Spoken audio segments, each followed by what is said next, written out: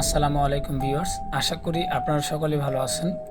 Viewers, আপনারা হয়তো অনেকেই জানেন বা অনেকেই জানেন না যে বর্তমানে কয়েকদিন ধরে গার্মেন্টসের শ্রমিকরা অনেক আন্দোলন করছে। আন্দোলন যে বিষয়টা নিয়ে সেটা হলো ছেলেদেরকে নিয়োগ না দেয়া, মানে 100 জনের মধ্যে 95 জনই ধরেন ছেলেদের নেওয়া হয় না, মেয়েদেরকে বেশি প্রাধান্য দেওয়া হচ্ছে। মেয়েদেরকে কেন বেশি নিচ্ছে এই বিষয়টা নিয়ে ছেলেরা তাহলে কি করে খাবে, ছেলেরা তাহলে গার্মেন্টসে চাকরি করবে না। এবং অনেক গার্মেন্টসের কিছু নিয়ম শৃঙ্খলার বিষয় শ্রমিকদের খারাপ লেগেছে, সেই বিষয়টা নিয়েও শ্রমিকরা আন্দোলন করছে। আপনারা এই ফুটেজটা একটু দেখুন। এই ফুটেজটাতে একটি গার্মেন্টস শ্রমিক বোন কি বলেছে একটু শুনুন। ফ্যাক্টরির ভিতরে কিছু ম্যানেজমেন্ট আছে যাদের দ্বারা আমরা ওয়ার্কাররা প্রেশার আছি তাদেরকে ছাঁটাইয়ের জন্য। তৃতীয় দাবি হলো আমাদের যে খাবার দিত লাঞ্চে সে খাবার দিতে হবে, এবং কি যাতায়াত ভাড়া ছিল যেটা বন্ধ করছে সে যাতায়াত ভাড়া আমাদেরকে দিতে হবে। মূলত সে এখানে বলতে চেয়েছে যে তার সেই ফ্যাক্টরিতে কিছু কিছু স্টাফের কারণে তারা খুবই প্রেশারে রয়েছে, হয়তো তারা তাদের সঙ্গে খুবই বাজে ব্যবহার করে এই বিষয়টা। এবং দ্বিতীয় বিষয়টা হচ্ছে তাদের যে লাঞ্চে যে তাদেরকে খাবার দিত সেই খাবার তারা বন্ধ করে দিয়েছে, সেই খাবার তাদেরকে পুনরায় দিতে হবে।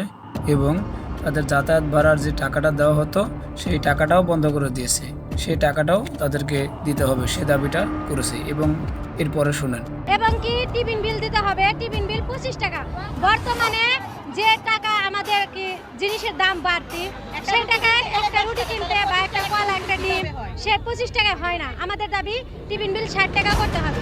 এবং কি রমজান মাসে আমাদেরকে যে ডিউটি করা হয়, ইফতার বিল দেওয়া হয়, 60 টাকা দেওয়া হয়। 60 টাকায় হয় না বা 50 টাকা, আমরা সারা মাসে 1200 টাকা পাই, সেখানে আমরা 2000 টাকা দাবি করছি। এই বিষয়টাও আমি একটু ক্লিয়ার করে দিই, মানে আপনাদের ভালোভাবে বুঝিয়ে বলি।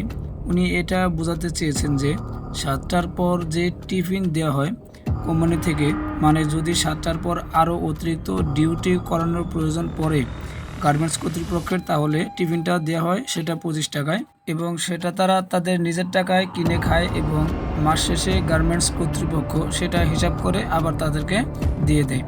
সেটা 25 টাকা করে হিসাব করে তাদেরকে দেয়, সেটা 25 টাকা থেকে বাড়িয়ে 60 টাকা করতে হবে। এমনকি রমজান মাসে যে ইফতার বিল দেওয়া হয়, মানে রমজান মাসে 8 ঘন্টার পরে যদি আরও ডিউটি করায় তাহলে ইফতার বিল দিতে হয়, সেই ইফতার বিলটা 60 টাকা করে দেয় গার্মেন্টস কর্তৃপক্ষ। মাস শেষে 2000 টাকার কিছু কম হয় এবং সেটাকে তারা 2000 টাকা হিসাবে দাবি করেছে। এরপরে আরও কিছু বলেছে, আপনারা একটু শুনতে থাকুন। এবং কি যারা প্রেগনেন্ট আছে মহিলা মানুষ, আমরা আমাদেরকে 12 ঘন্টা ডিউটি করে এবং কি প্রেসারে রাখা হয়, তাদেরকে কোনো সুযোগ সুবিধা দেওয়া হয় না, সেটা না দেওয়া হয়েছে। এগুলা অসুস্থ হলে মেডিকেল থেকে ছুটি চাইলে ছুটি দেওয়া হয় না, সেখানে গেলে বলে এমন ডাক্তার দেখাও, বড় বড় আমার মাথা ব্যথা হয়েছে বা পেট ব্যথা হয়েছে বা আমার শারীরিক সমস্যা হয়েছে, এটার জন্য তো আমি মনে করেন বড় ডাক্তার দেখাতে পারি না। আমার শারীরিক সমস্যা কিছুক্ষণের জন্য বা আজকের দিনের জন্য আমি রেস্টে থাকতে পারলে আমি সুস্থ হয়ে যাব, সেই ক্ষেত্রে আমাকে বলে বড় ডাক্তারের নিয়ে এসো, প্রেসক্রিপশন নিয়ে এসে ছুটি পাস করো। এবং কি ছুটি পাস করলে অন্যান্য ফ্যাক্টরিতে 3 দিন ছুটি পাস হলে পুরো ফুল হাজিরা বোনাস থাকে, আমাদেরকে সে হাজিরা বোনাস দেয় না, কাটা হয়। আমাদের এগুলাই দাবি। সে কোম্পানি ওই দিন বৃহস্পতিবার দিন বিকেল 2টা পর্যন্ত আমরা ছিলাম, দুপুর 2টা পর্যন্ত।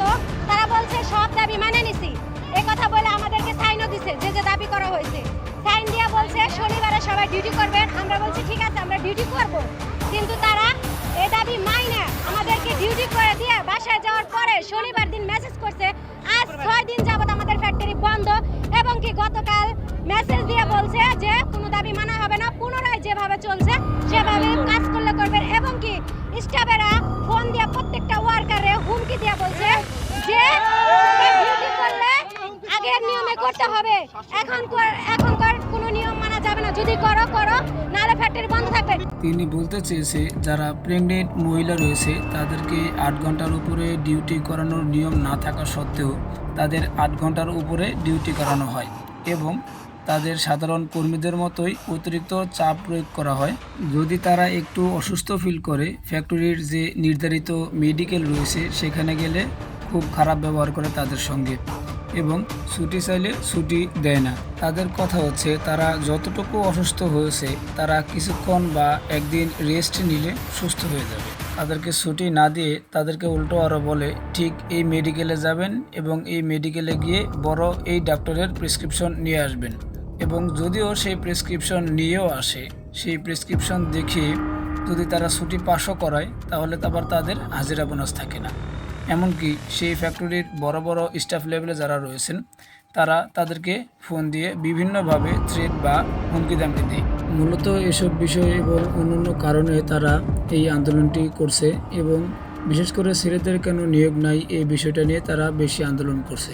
একটি গার্মেন্টসের গেটে গেলে মেধাবী অনেক ছেলেরা রয়েছে, তাদের চাকরি হয় না, অথচ মেয়েরা যদি একটু কম শিক্ষিত হয় তাদেরকে সেই ফ্যাক্টরিতে নিয়োগ দেওয়া হয়, কিন্তু ছেলেদেরকে নিয়োগ দেওয়া হয় না।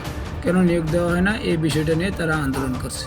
সো ভিউয়ার্স, আপনি এই ভিডিওতে যা দেখেছেন আপনি এগুলোকে কতটুকু সমর্থন করেন অবশ্যই কমেন্ট বক্সে জানাবেন, এবং এই শ্রমিক আন্দোলনকে আপনি কতটা সমর্থন দিয়েছেন সেটিও অবশ্যই কমেন্ট বক্সে জানিয়ে দিবেন। তো যারা চ্যানেলটিকে সাবস্ক্রাইব করেননি তারা অবশ্যই আমার এই গার্মেন্টস রিলেটেড ইউটিউব চ্যানেলটিকে সাবস্ক্রাইব করে দিবেন। নিয়মিত ভিডিও আসে এই চ্যানেলে, আপনারা অবশ্যই সাবস্ক্রাইব করে দিবেন এবং ভিডিওটিতে একটি লাইক করে দিবেন। ভালো থাকবেন, সুস্থ থাকবেন, আল্লাহ হাফেজ।